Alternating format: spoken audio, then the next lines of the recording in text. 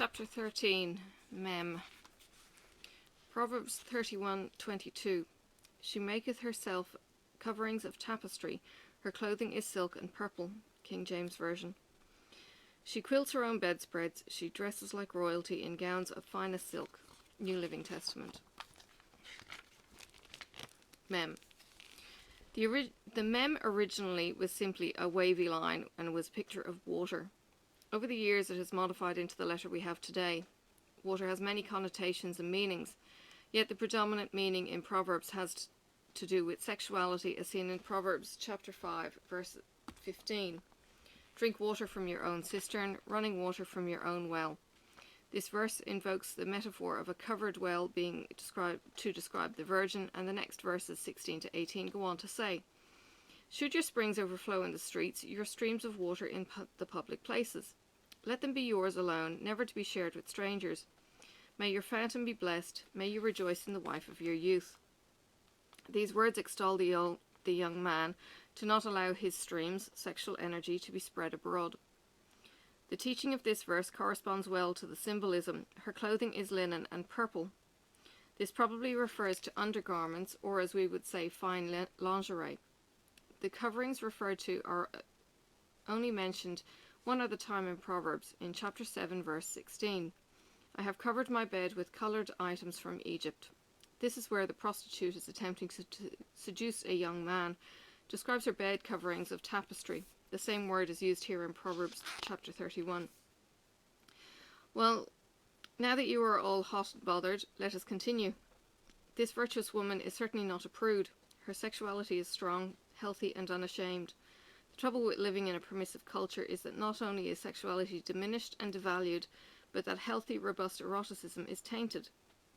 Many Christians, in an endeavour to walk in sexual purity, find themselves unhealthily repressed when it comes to the whole purpose of sex, marital intimacy. Growing up, I learned through various Bible teachers that the Bible, Song of Solomon, was a metaphor of Christ and the church, that every phrase of its poetic language was deep and had deep and spiritual nuances. Yet today I disagree with this interpretation.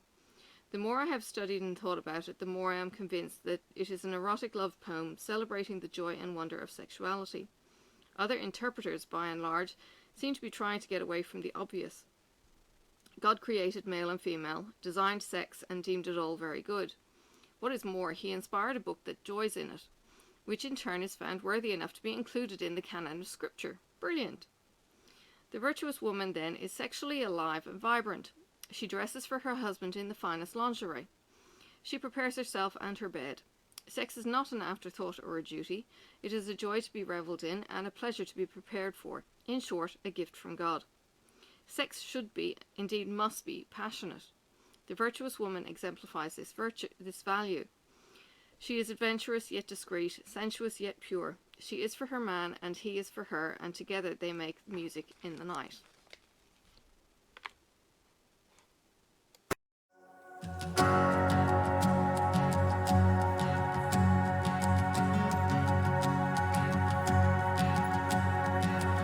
Who am I that the highest king would welcome me? I was lost, but he brought me in. Oh, his love for me. Oh, his love for me. Who the sun sets free, oh, is free indeed. I'm a child of God, yes I am. Free at last, he has ransomed me, his grace runs deep. While I was a slave to sin, Jesus died for me. Yes, he died for me.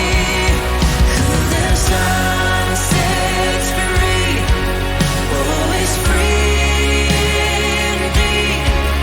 I'm a child of God, yes I am.